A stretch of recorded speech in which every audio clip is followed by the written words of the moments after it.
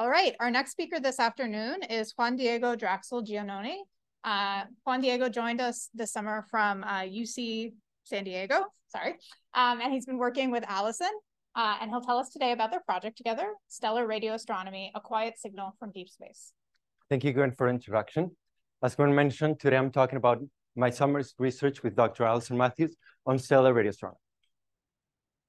Most of what's known on stellar radio astronomy comes from our closest star, the sun.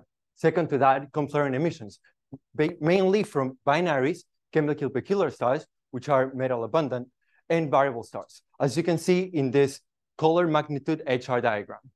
Out of the 440 radio detected stars, only about 25% of them, which is about 100, are single stars.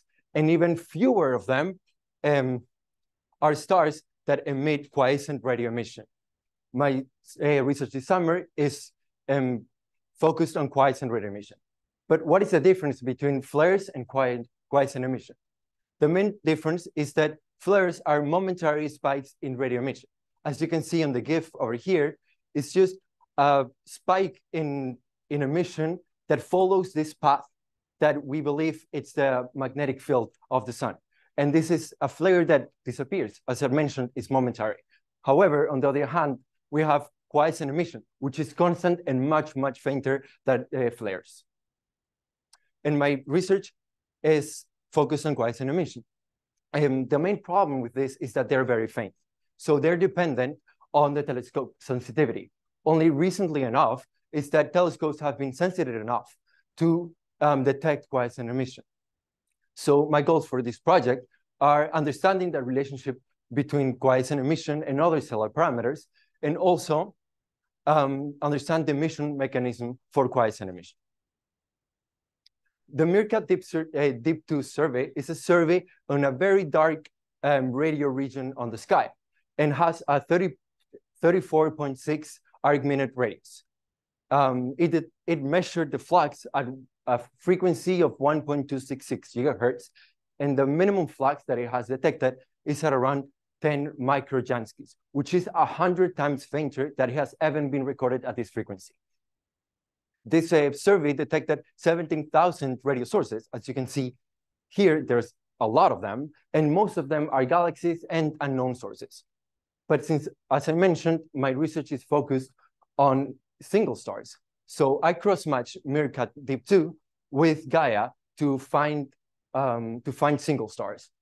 Gaia is a space-based telescope that is focused on surveying the Milky Way to find stars.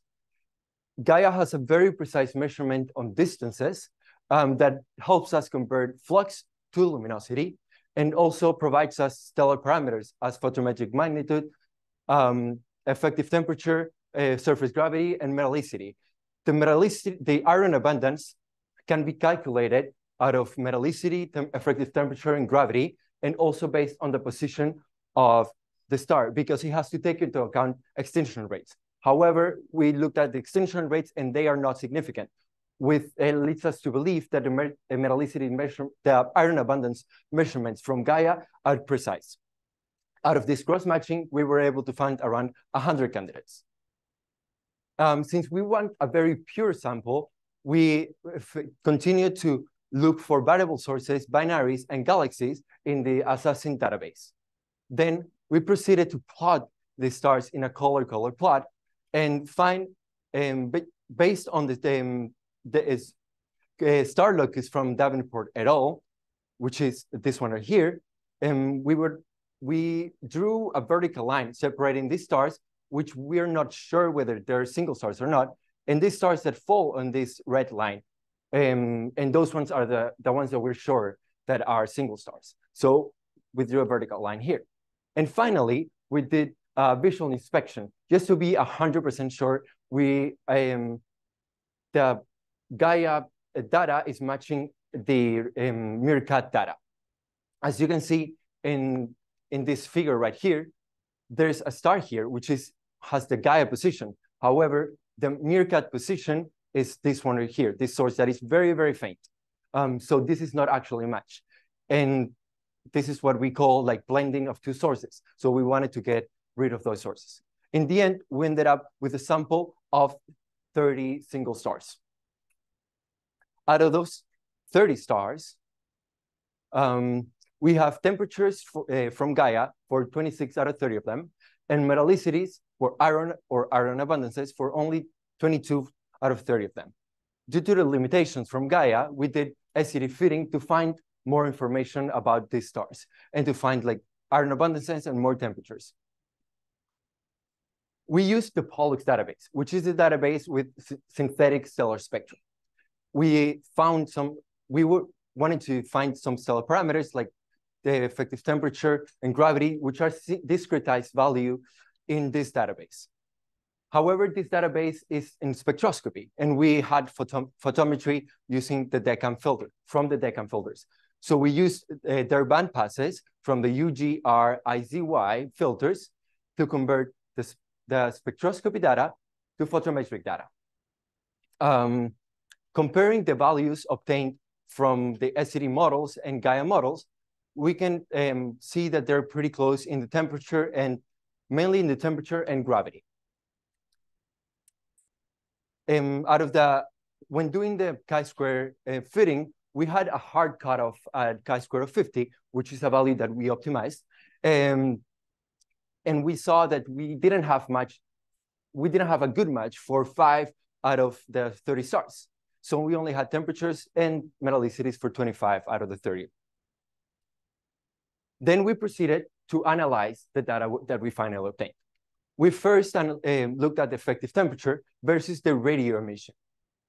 And we saw a linear relationship and with a positive slope between the logarithm of the radioluminosity and the effective temperature, which is very unexpected because if you notice on the first HR diagram, most of the single stars were found to be very small and cool stars. So to be able to see that hotter stars also have higher luminosities was very unexpected. It is almost possible to see an increasing relationship between luminosity and metallicity, but this is not super clear yet. And the color, it seems to only be related to the effective temperature, which is already expected out of the HR diagram. Then I compared these parameters that were obtained with data to the parameters obtained from the SED fitting. And we can see that in both, this linear relationship is existent, and both have a positive slope. However, the slope and the y-intercept for these two parameters seem to change a little bit. Finally, we compared the effective temperature relationship with radio emission and the G magnitude relationship with radio emission. It seems here that the relationship between radioluminosity and the G magnitude, it's better than with the effective temperature, since the R score is closer to 1. This one has an R score of 0.68, and the relationship with the temperature has only an R score of 0.45. So finally, we proceeded to find the brightness temperature. The brightness temperature is a non-physical parameter very used in radio astronomy that helps narrow down the emission mechanism. This is a brightness temperature that it's believed to be of the brightness temperature of the chromosphere and the corona, which are the two outer layers of a star. For all our samples, 30 stars, the brightness temperature was around 10 to the 12 Kelvin. Comparing it to the brightness temperature of the sun, it seems to be much, much larger. So this isn't anything related to what we see in the sun. This brightness temperature leads us to believe that these are relativistic electrons. So they are very high energetic electrons, but the exact mechanism of emission is still unclear. Then finally, I'm going to talk about my results, summarize my results. We found a linear relationship between radioluminosity and the G magnitude. However, there's still a question whether there's a relationship between radioluminosity and other magnitudes in other bands. We also saw a relationship between the radioluminosity and the effective temperature. However, if we look at the relationships in radio flares, there's an existing relationship with the X-ray luminosity. So far, we haven't been able to find X-ray luminosity for our samples, but this is a research that we intend to do in the future. And the brightness temperature that we found is greater than 10 to the 11 Kelvin. This indicates non-thermal emission. So for now, we have already ruled out thermal emission as one of the possible emission mechanisms. And this is very close to a question that experts have posed many years ago, which is whether quiescent emission is just unresolved flares. And this is also a question that we intend to do more research in the future. Thank you.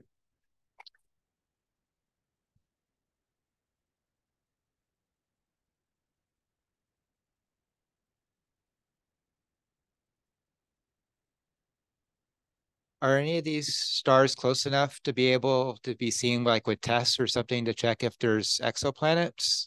They are very, very far away. They're very far away.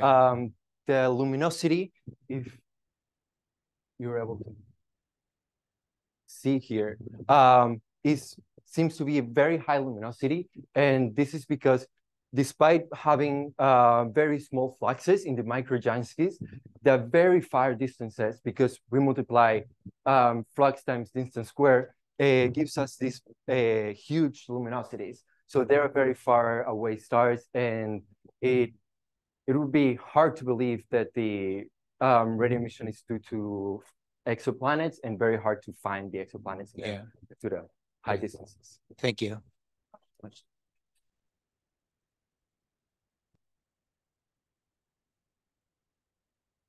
Yeah, could you go back to your conclusion slide really fast?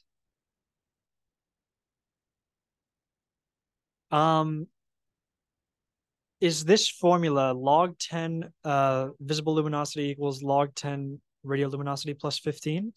Is that what that is? This formula says the log 10 of the luminosity in the radio emission. Oh. And this is log 10 of the luminosity in the X-ray emission.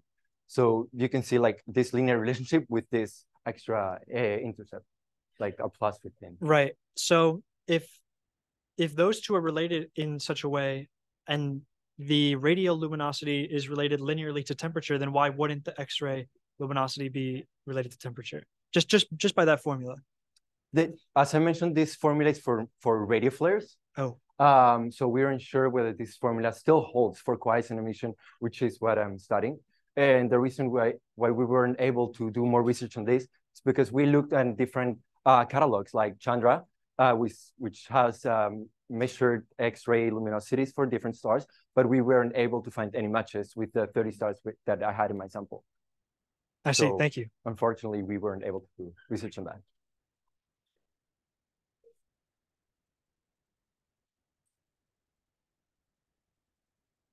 When you're talking about selecting for single stars, you talked about how you did with the color relation. Yeah. I was wondering, did you also look at like the Gaia's goodness of fit parameters when making that selection?